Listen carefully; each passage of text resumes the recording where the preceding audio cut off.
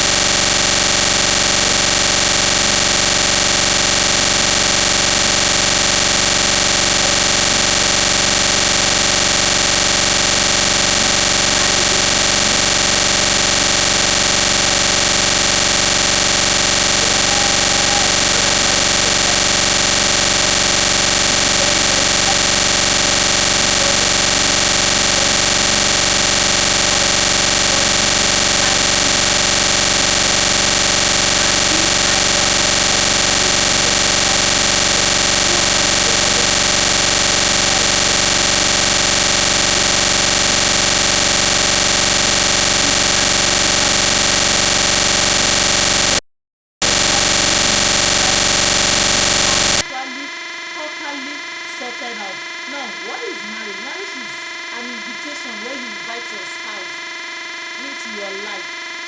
You give your spouse open invitation into your life to witness your struggles, witness your stress, witness your fears, witness your doubts, witness your breakthrough, witness your growth, witness your joy, witness your happiness.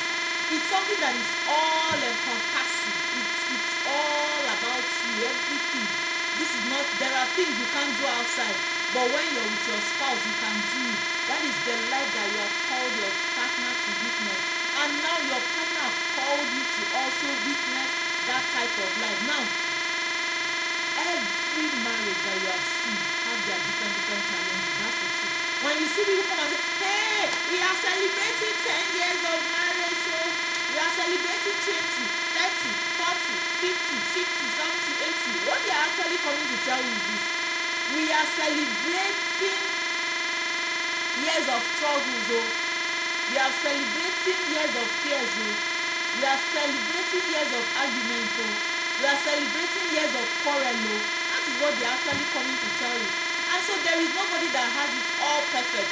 There might be some people but I've not met one yet.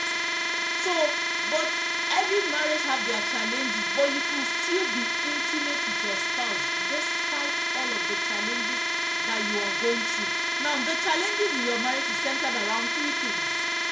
Number one, power, your relationship, that pride thing, that thing. The other one is sex, and for this video we are going to be calling it shawarma. When I get to talk about that, I'm going to be calling it shawarma. Then the next one is money. Money, the greed. So everything is centered around lust of the eyes, lust of the flesh, the pride of life. That is the whole thing. If you can sort that out in your life, you would have sorted your marriage and you have a perfect marriage. Somebody once met me and said, recommend a book for me to read. I want to get married. And I said, no, I'm not going to make any recommendation. No. The only thing I'm going to do for you is I will advise you to go and develop the fruit of the Spirit. Learn how to be patient, learn how to be loving, learn how to be kind, learn how to endure, learn how to be meekness. Those are the things that makes marriage work. Those are the things that help. Now, the truth is, you might be passing through some challenges. There might be things that you're not very comfortable with. But you cannot use the truth of the moment, what you're going through currently, to construct a false narrative for your future or the future of your marriage. No, you cannot do that. You're not supposed to do that. That is why we are setting these goals. We are setting these goals to create new realities, to script a new marriage from where it is. No matter how bad it is, no matter how down it is, no matter how it's looking like it's not working out, let's set it together. Let's start it. You can do it differently this year. Maybe over the years you've had it differently, but you can decide you're going to do it differently this year. Something just came into my heart as I'm talking now. There was this movie that I watched, and this person came to give people things in church, and there was this woman, and they were now saying, okay, the only people they are going to give this gift to are only the widows. And she ran, left her husband, and went and sat there. Hey, I could not help. I started laughing. And each time I remember that scene in that movie, I keep laughing.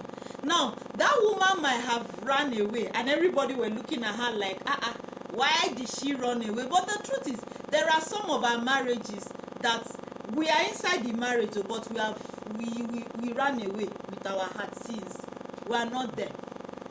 And so, if that is where you are, you can decide that you're going to create a new reality for your marriage, something different. Now, the question I want to ask you now is, answer this question, but answer it to yourself. When you married your spouse, did you like your spouse? Or did you love your spouse? Yes, you loved your spouse. Okay, yes.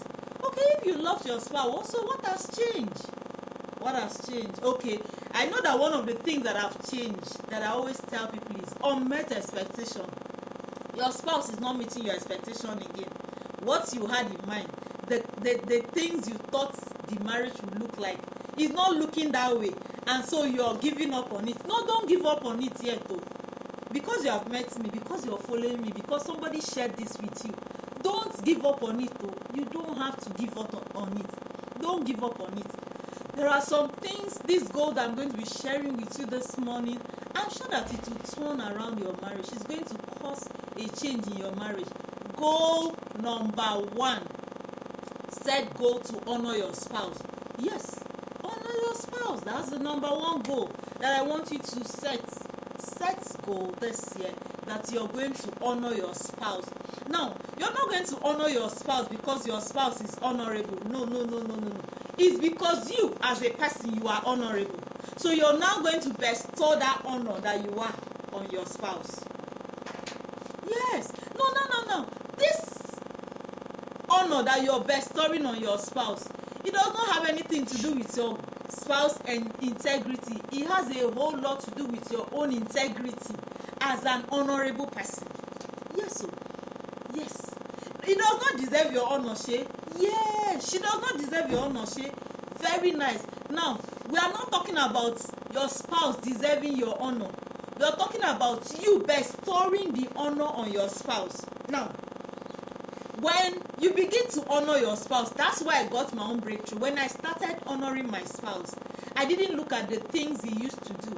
I didn't look at the things that annoyed me. I didn't look at the offenses. I didn't look at, there were so many things I didn't look at. Again, at some point, when I got to that point, I think that was my breakthrough. And this can become your breakthrough. Now, when you begin to honor your spouse, you begin to see differently.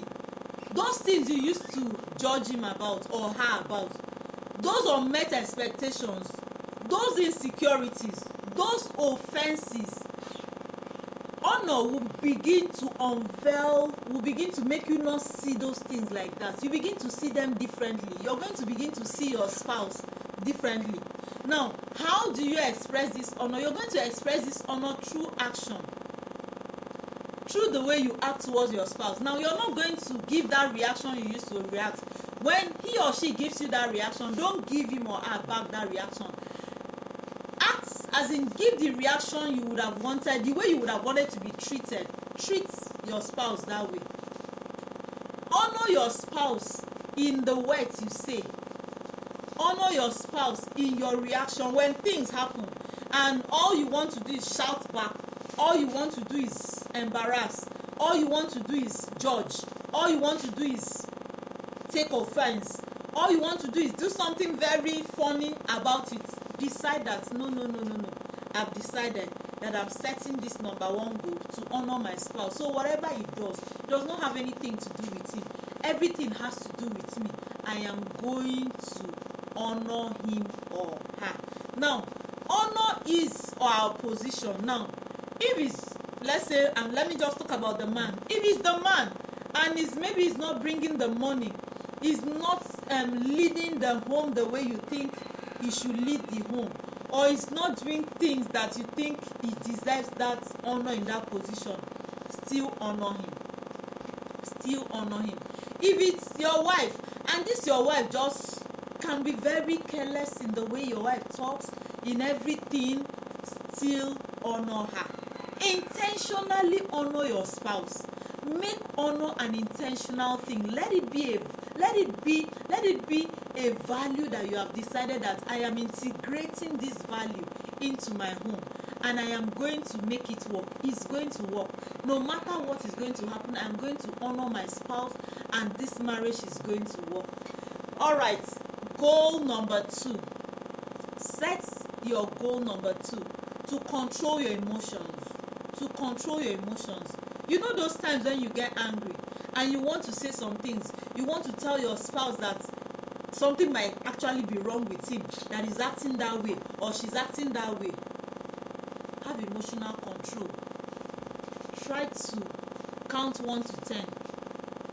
You used to shout before, you used to react before, you used to beat before, you used to do some things. Decide you're going to do it differently this time. It's not going to be the way he used to be again.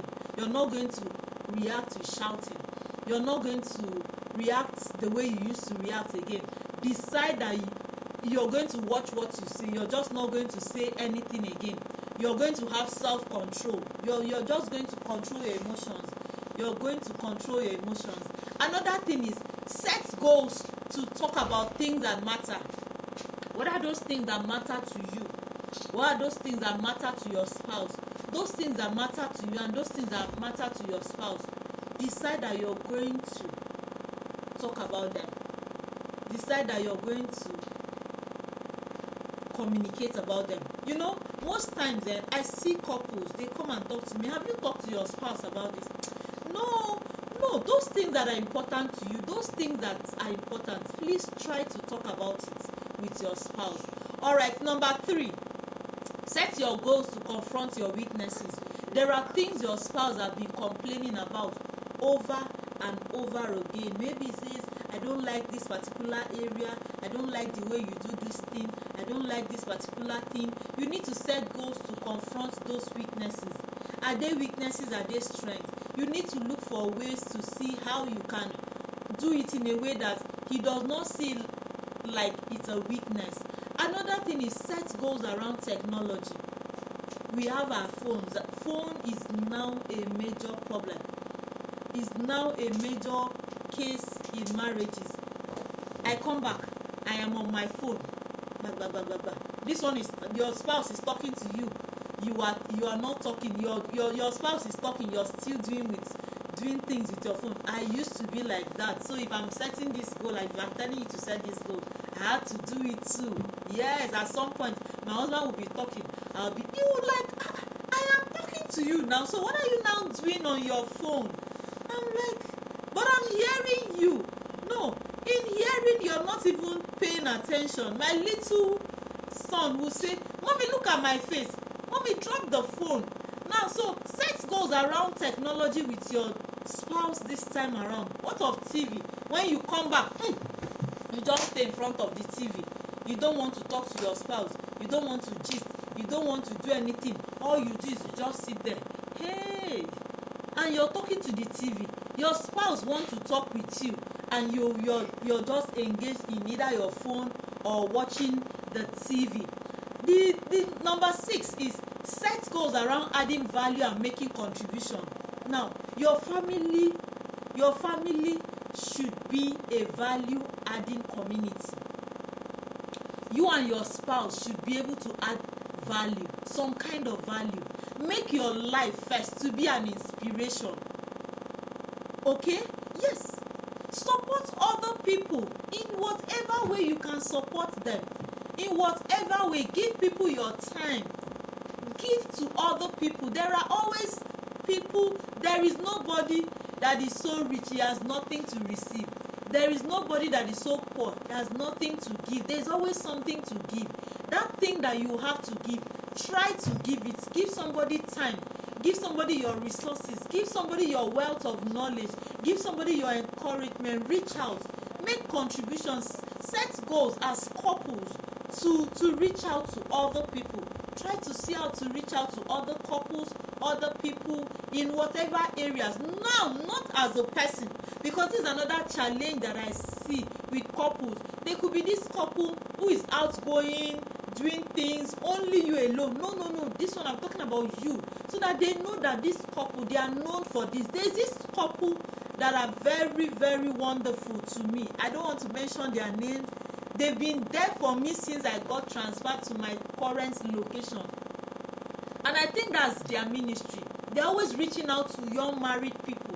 So what is your own? What's that thing that you think is the purpose of your family? Try to use it to make contributions to other people. All right, the next thing is set goals to build a network of good friendship.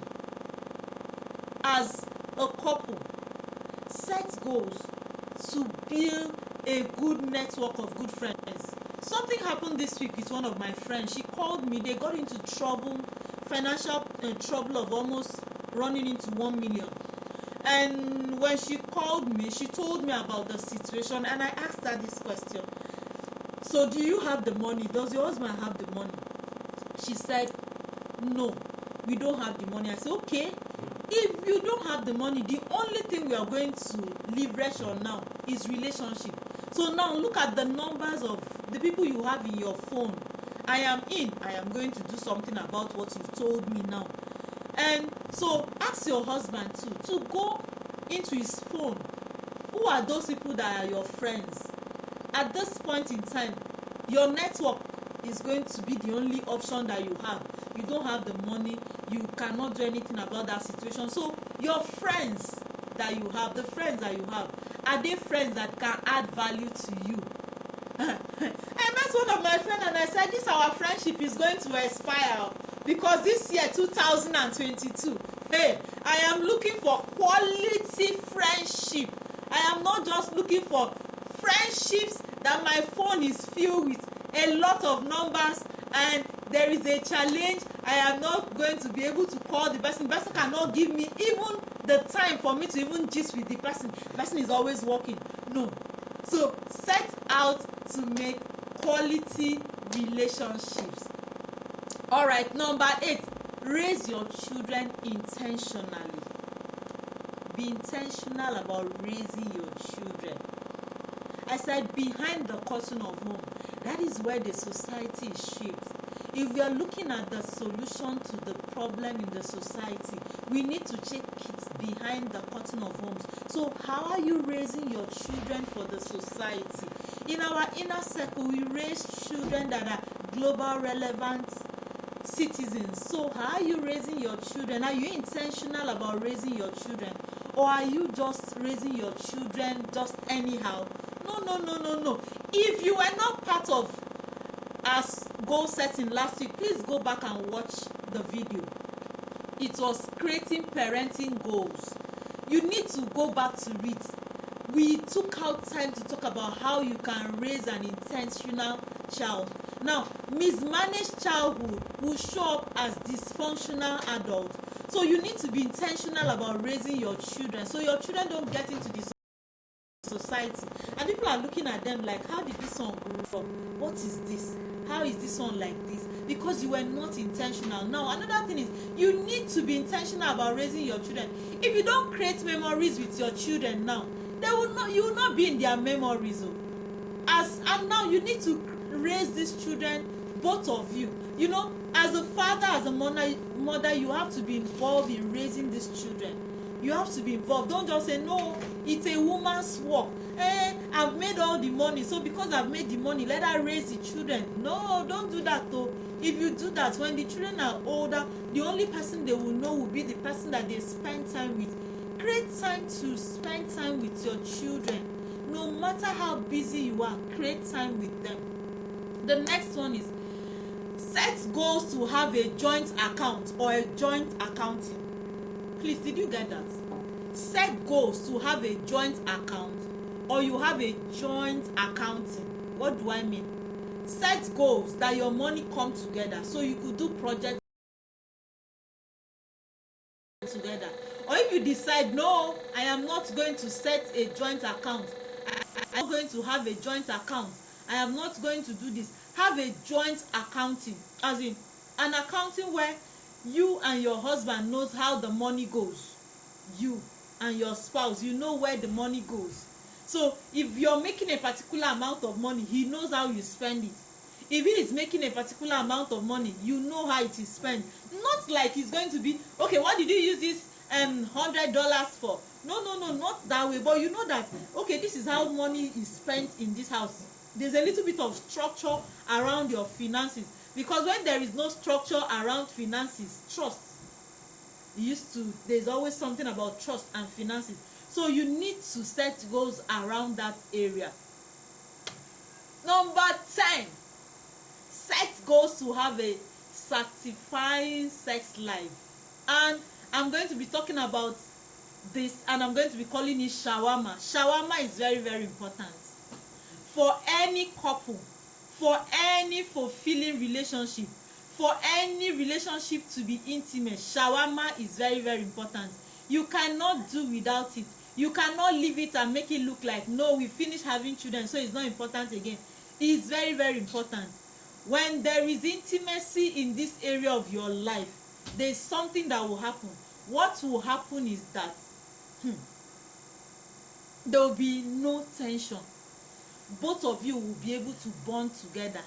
And now that takes me to this beautiful story I love to use when I'm talking about shawarma, and that is the gas cooker and the pressing iron story. Now, the gas cooker is like the man. You just strike the matches and the fire is on. Bam! That's how the men are when it comes to shawarma. But the women are like pressing iron. You need to, when you plug it, they'll start coming up bit by bit, bit by bit, and even after you have put it off, they will not just get cold easily. They'll now keep going down bit by bit, bit by bit. So now what works for you? What is the one that works for you? Oh, are you this person that you're the only one that gets pleasure from it? The other person does not have a say in the matter. Are you creative about it at all? Are you doing something creative? I like using this illustration a lot. If you were giving rice, only rice for food, what will you do? I'm sure you cook it differently that's the same thing you should do. You should do it differently. If maybe you were giving rice to eat for like 7 days or 5 days, you cook coconut rice, you cook jollof rice, you cook fried rice, you cook rice and stew, you cook oil rice, you cook different types of rice, is it not? That's the same thing, because it will get boring. No, it will get boring if it's just the same way. So you're going to learn how to do it differently. Do it in variety. If it's not what you used to do, you have to start doing it. And now, do you talk about it, or is it just when you want to do it, that's when? Now set goals to talk about it. How was it the last time? Did you enjoy it? Is there any other way you would have wanted me to do it? Okay, yes, that what I did. Talk about what happened. Don't just leave it like that, like, no, that area is not an area we should talk about. No, that area is an area we should talk about very well. So always talk about it. Always talk about it. Set goals around being intentional about that area of your life. What works for you? Be intentional about that area of your life. Be intentional about that area of your life. The next thing is set goals to be in the right marriage community. Set goals to be in the right marriage community. Now, most times when we're in a community, it's easy for you to see something that you felt maybe it was really nothing, and when people bring up that particular thing to talk about, you say, okay, maybe I was wrong about it. That's why in the inner circle we bring up issues. When people have issues, they bring it up, people talk about it, and people give different opinions and all of that. And when that is done, people are like, oh, I didn't think to get into the right community for marriage. Another thing is, have a marriage coach. Have a marriage coach. Have a marriage coach. Have a marriage coach. Have a marriage coach. Have someone to hold you accountable. Have someone to hold you accountable. Give someone permission to ask you some questions about your marital life. Yes, you hear things. Third party. I agree with you. Let there be no third party. But now, get a professional counselor, like someone like me, like someone like any other professional counselor that you know. So this person is not going to go around telling everybody. Yes, I believe in that third party. All right. Sorry for that. I'm sure it's network or something. Okay, so get somebody. Yes, a professional, preferably. Yeah, another thing is set goals for recreation. Set goals for exercise. Set goals for retreat. Yes. Recreation, yes. Last year we had 2 sections, 2 outing in the inner circle. The first one was balancing work and family. We went to the zoo. That one we went with our family, we went with our children. We had sections. It was a very refreshing time. We sat, we talked, we gisted, we networked. It was a very beautiful time. And the second time was about the end of the year. That was end of November. That one was a one-night getaway for couples. It was an amazing time. Couples had time to play, swim, talk. That was when we had this topic, money, power, and sex. It was an amazing time. You know, what makes it? There were things that a lot of couples did not know about themselves, but they just discovered that this is it. So you can play table tennis. So you can do this. Oh, you didn't know how to swim. I didn't know you didn't know how to swim, because most times life gets really, really busy, and we don't have moments like this. I love one person did. We all left Saturday morning. This person just went out. They had to be somewhere. They went somewhere. When they went to where they went to, they came back and repaid for that room, and they stayed. I love what the man said. He said, I love it that my wife was just sleeping. We took out time to sleep. And really, when we saw them Sunday morning, they were looking really, really refreshed. Once in a while, take that retreat.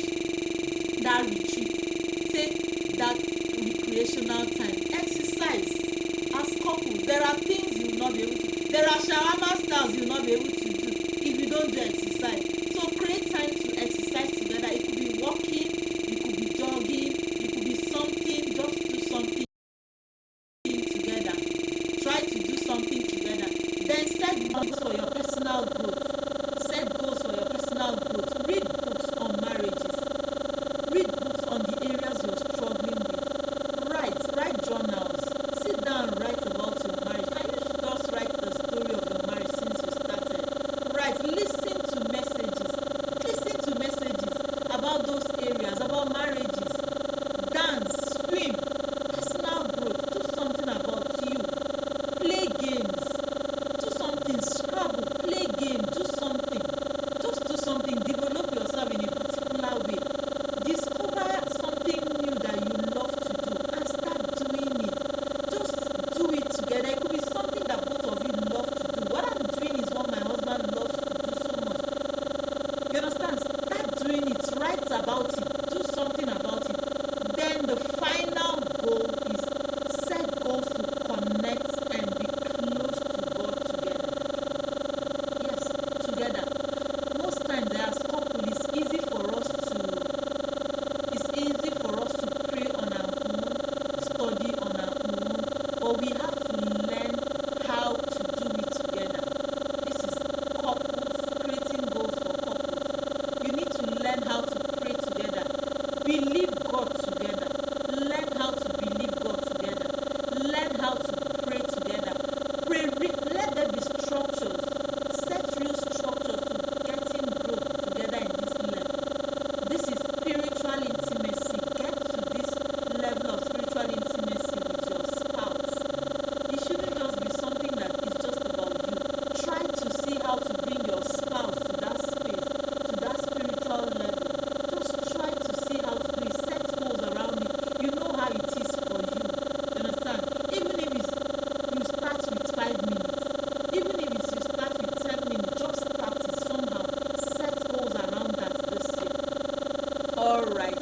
Now there is something that I have noticed over the time. We just see this marriage that is going on very well, and all of a sudden we just hear that they are having challenges. They want to break up. This one, and I'm like, how? But it's been all well. We've been seeing them together. They've been going everywhere together, and that takes me to something very important. Don't fake that you have an intimate marriage. Instead of faking it, work it to make it real.